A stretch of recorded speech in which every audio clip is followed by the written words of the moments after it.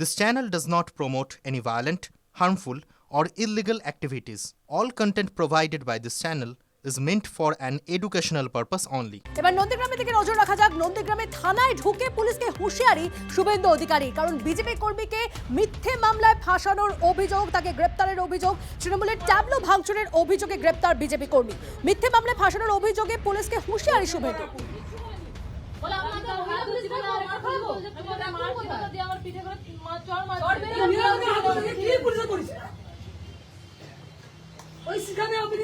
কেউ হাতই দেয়নি তাদের টোটোতে কালকে পুকুরে পড়ে একটা ফ্লেক্স ছিঁড়েছে, সেটা পুরো চাপিয়ে দিচ্ছে সাজসি করে। একদিনও কলেজ করে না এই ছোকরাটা, এই গর্গনা হর্গ একদিনও কলেজ করে না, এইসব করে বেড়া। আর এরা থরথর করে কাঁপে ভয়। এদের বাবা মা পড়াশোনা করায়নি, পড়াশোনা ওরাই করিয়েছে, তৃণমূল করিয়েছে, আইপ্যাক করিয়েছে। এপ্রিল মাসের পরে মমতা থাকবে না, আইপ্যাক থাকবে না। আমি আপনাকে বলে গেলাম, যা করছেন ফল ভুগ। এখানে বেরোনোর সময় সিসিটিভি ফুটেজও পেয়ে গেছি, আর আমার ঘোড়াকে গৌরাঙ্গকে নিয়ে ঢুকার সময় সিসিটিভি ফুটেজ। রন্ধ্রে রন্ধ্রে সব লোক ঢুকে আছে, রন্ধ্রে রন্ধ্রে।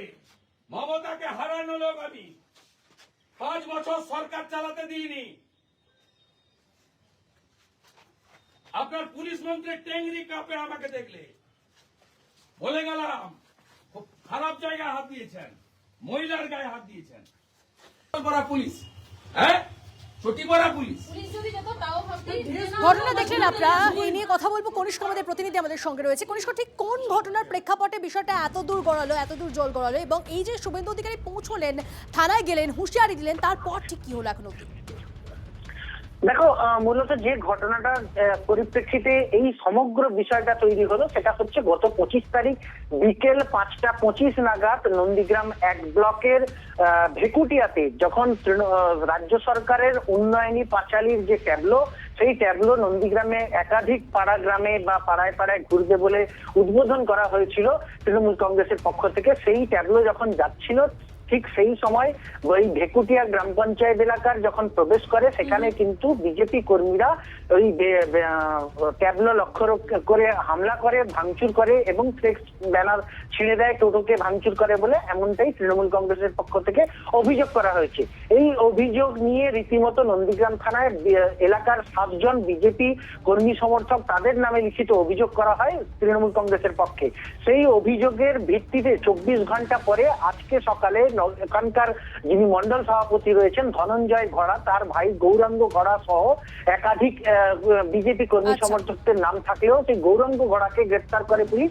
আর এই বিষয়টা নিয়েই রীতিমতো কার্যত হুঁশিয়ারি দেন এবং ক্ষিপ্ত হন বিরোধী দলনেতা শুভেন্দু অধিকারী। তিনি মোহাম্মদপুরে একটি স্কুলের অনুষ্ঠান শেষ করে সোজা চলে আসেন নন্দীগ্রাম থানায় ধনঞ্জয় ঘোড়ার পরিবারের লোকজনকে নিয়ে, এবং সেখানে বিরোধী দলনেতা যে অভিযোগটা করেন, অর্থাৎ পুলিশের বিরুদ্ধে, পুলিশ সিভিল ড্রেসে কেন গিয়ে সেখানে গ্রেফতারি করলো এবং চটি পরে কেন গেছিল, এবং সেখানে যখন গ্রেফতার করতে যায় তাদের কাছে বৈধ ওয়ারেন্ট ছিল না, এবং তার পাশাপাশি কিন্তু মহিলাদের সঙ্গে একাধিক অভিযোগ সামনে আনেন শুভেন্দু অধিকারী। বেশ, ধন্যবাদ। আজকে সকালেও এখানে মন্ডল সভাপতির ভাইকে গ্রেপ্তার করেছে ফলস কেসে। ওদের ওই চুরির পাঁচালী, সেই টোটোটা নেমে গেছিল পুকুরে, সেটাকে চালিয়ে দিয়েছে। হিন্দুদের উপরে এইভাবে অত্যাচার করে 1.5 মাস গেছে, তারপরে সব হয়ে যায়।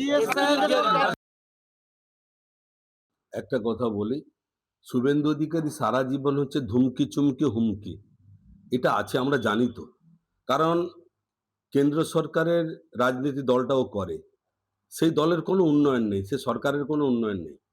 অতএব যখনই মমতা বন্দ্যোপাধ্যায় উন্নয়নের পাঁচালী যখন এলাকার মানুষের কানে কানে পৌঁছে দিচ্ছে, বাস্তব কথাটা যখন মানুষের কানে তুলে ধরছে, সেটা গোত্র জ্বালা হয়েছে।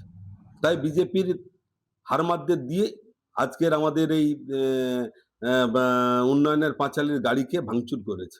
তার বিরুদ্ধে আইনি ব্যবস্থা পুলিশ তার নেবে, কারণ শুভেন্দু অধিকারী লাপাং ঝাপাং চাপাং করছে কেন, থানা ঘেরাও করবে কেন? ছুটি পড়া পুলিশ। চটি পরা পুলিশ, চটি পরা পুলিশ।